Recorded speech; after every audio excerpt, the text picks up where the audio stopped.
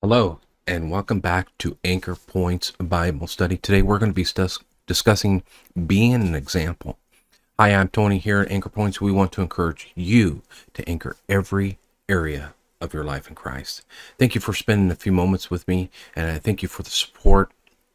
If you're first time here, hit that subscribe button, that bell notification, and you know when I put up new content, usually every Saturday.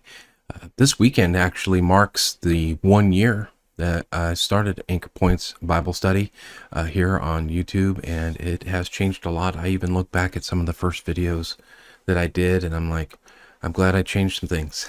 So we're here. We have 91 subscribers and a numeral amount of people who just follow and stop by, and I appreciate every single one.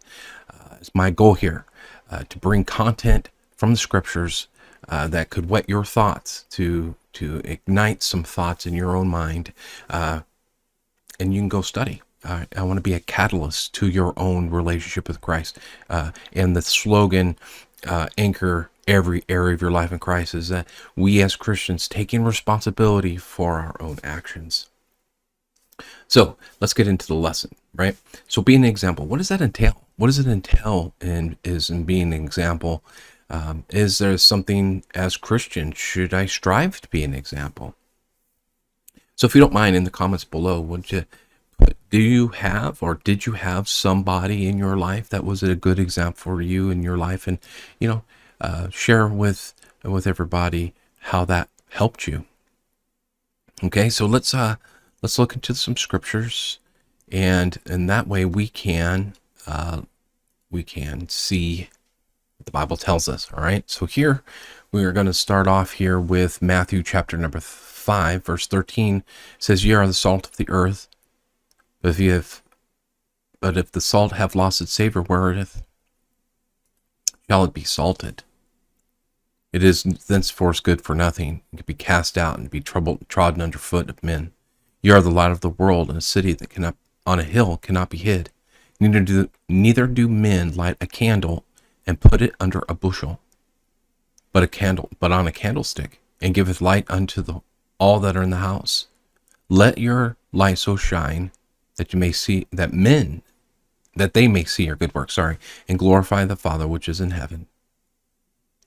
Think it not that I come unto destroy the law and the prophets, nor I come to destroy, but to fulfill." So here where Jesus is talking in the Sermon on the Mount, right? So last week talked at the end. This is towards the very beginning of the Sermon on the Mount, where Jesus is really saying, we have the light of Christ in us, right? We need to be able to show that to men. Now, my good works I want to show have nothing to do with me personally. I want to show them good works that God and the work of the Lord can be magnified, and that our works will help me, right? So as I work out my salvation, as I work out the things in my life, God too will get the glory in that. The second verse I want to go to is found here.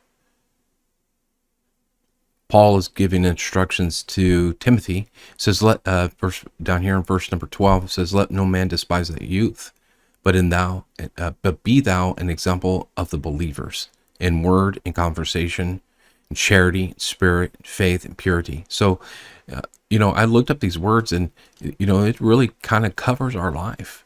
And then taking this verse 12 in light of the passage and even the book of First Timothy, it's very powerful. It's a very powerful message that Paul is trying to include into Timothy's life, right? He's a preacher of the gospel, and he's a preacher. He's a pastor of a church, and he needs to be that example. And there are scriptures that pastors, it is called the pastors, one of the 5 crowns, right? As Christians, one of the crowns is a pastoral crown, where they are an example unto their flock. And maybe one of the lessons we'll take a few lessons, and we'll go over the different crowns that are in the scriptures. But nonetheless, one of those crowns is the pastoral crown. Okay, the next verse we want to go to is here. It's found in 2 Peter 2:6. And what we want to point out here is I found in my study for this lesson is that I think there's two buckets or two examples of e- two examples of examples. Sorry, but there are two areas in which examples fall in, right? An example of an exhibit, right? Something that we see, something that we want to look at, right? Second Peter, as we see here, 2 Peter 2:6, and turning the cities of Sodom and Gomorrah into ashes, condemned them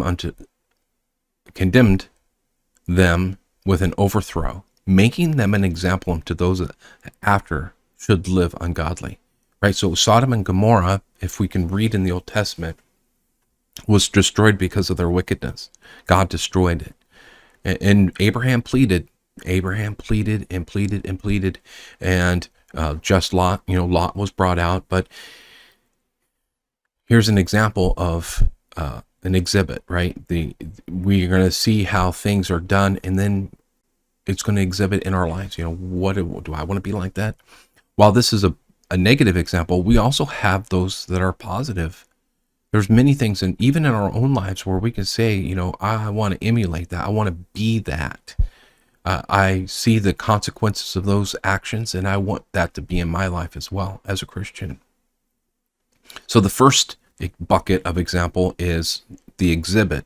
The second part of example that I found is it comes from the idea of being resembling a pattern, fashion, taking form or print. Here, let's look at John. I think it's John 20:25. So let's jump down here. And here's Thomas, right? So Jesus has been crucified. And Thomas says, there's another disciple, therefore he said unto them, we have seen the Lord.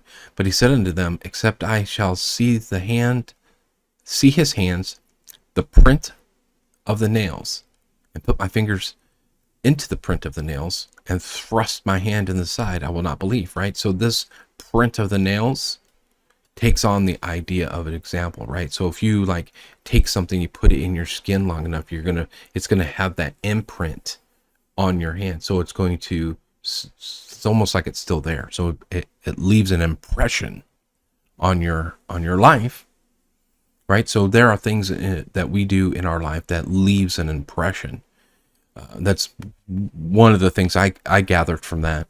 One other example I want to provide here for this lesson is experiences, right? God, let's move over to 1 Corinthians chapter number 10.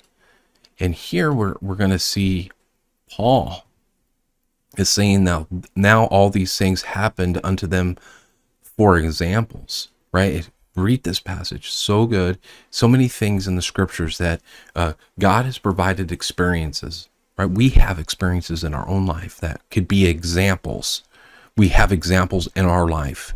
We can be an example of our life, right? That they may, for our admonition, whereupon the ends of the world will come, right? So we consider the scriptures as an example in our life.